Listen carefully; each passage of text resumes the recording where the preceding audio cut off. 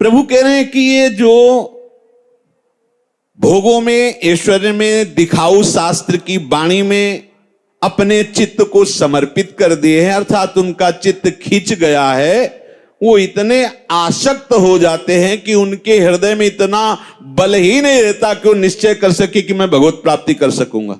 नहीं कर सकते, भगवत प्राप्ति का संकल्प भी नहीं कर सकते हैं। बोले उनकी बुद्धि अपहृत हो गई, उनका चित्त अपहृत हो गया है। असली ध्येय हर शरीरधारी का विश्राम स्थान प्रभु के चरणारविंद है।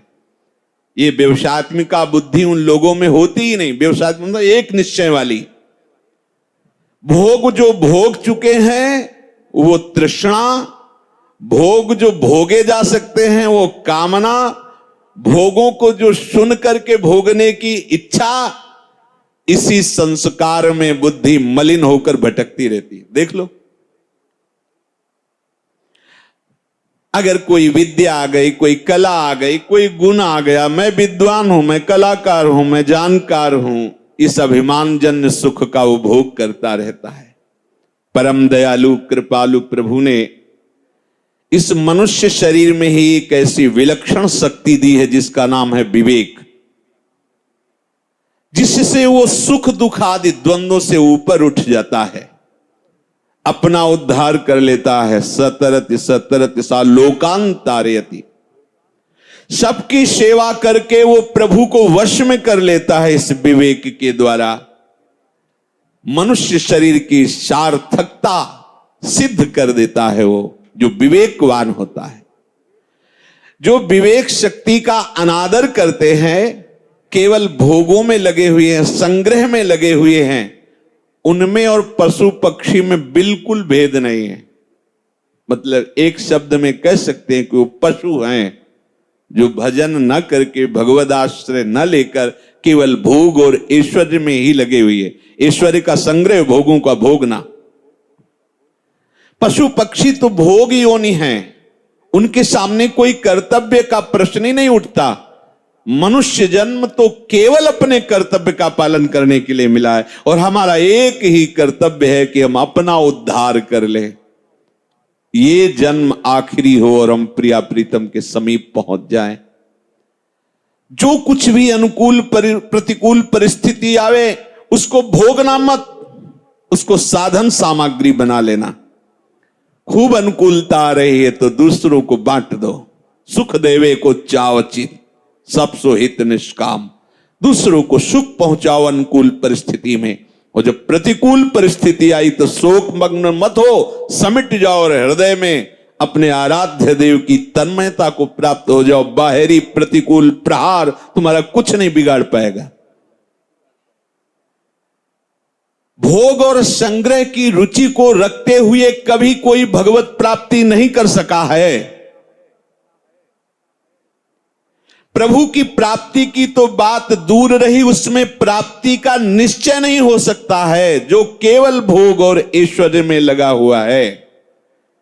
भोगों की जब तक रुचि है, भोग संग्रह की जब तक वृत्ति है, मान बड़ाई आराम अच्छा लगता है, तब तक कोई ये निश्चय ही नहीं कर सकता कि मुझे भगवत प्राप्ति करनी है, क्योंकि उसका अंतःकरण भोगों के द्वारा हरण कर लिया गया है।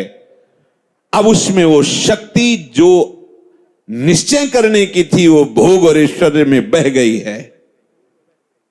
अर्जित करो शीघ्राति शीघ्र, नाम बल के द्वारा वो पुनः शक्ति हृदय में धारण करो कि अब हमें भोग ऐश्वर्य में नहीं जाना। भोग तो प्रियाजू का लगता है, ऐश्वर्य प्रियाजू का है। हम उनकी चरण सेवा का सुख लेते हैं, हम उच्छिष्ट भोक्ता हैं, प्रियालाल का उच्छिष्ट प्रसादी। हम नामामृत का पान करने वाले, लीलामृत का पान करने वाले, धामामृत का पान करने वाले उपासक हैं। हृदय में ऐसा निश्चय करो। भक्त उपासक उसी को कहते हैं जिसमें भजन की भूख प्रतिपल बढ़ती जाए।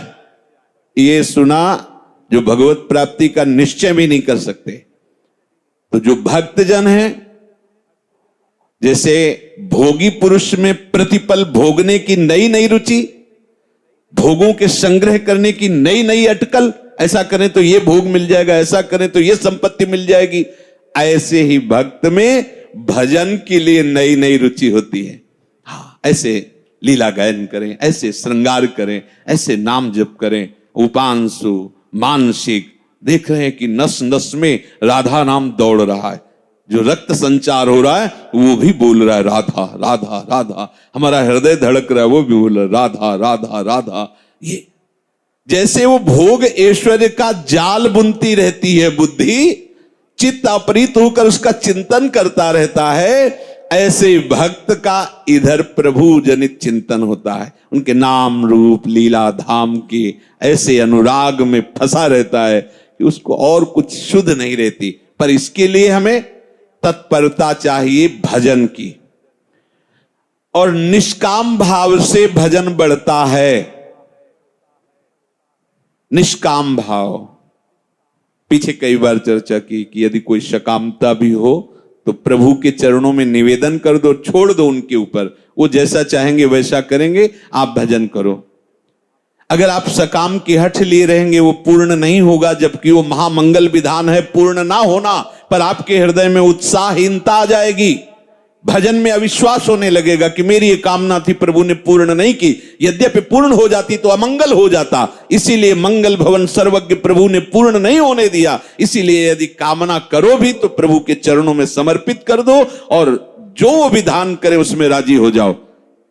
यद्यपि कामना करने की जरूरत ही नहीं है, हमारे प्रभु वात्सल्य समुद्र, उनको पता है किस समय क्या देना है। योगक्षेमम वहाम्यहम्, प्राप्ति की रक्षा करना और अप्राप्ति की प्राप्ति कराना ये प्रभु का विषय। हम तो केवल खूब भजन करें डट के, श्वास श्वास में प्रभु का ऐसे नाम बसा लें कि किसी भी घटना परिस्थिति में हम हो लेकिन नाम न छूटे। पकड़ो बात, किसी भी घटना परिस्थिति, क्या हो गया, कैसी बात हो गई, लड़ाई झगड़ा राग द्वेष, कोई ऐसी भी परिस्थिति, नाम न छूटे। चाहे सत्संग में बैठा हो, चाहे मंदिर में खड़ा हो, जिसका भोग ऐश्वर्य प्रधान चित्त होता है वो उसी का चिंतन करता रहता। ऐसे तुम भगवत प्रधान चित्त वाले बनो, चाहे जैसी परिस्थिति हो, अपने प्यारे का नाम न छूटे।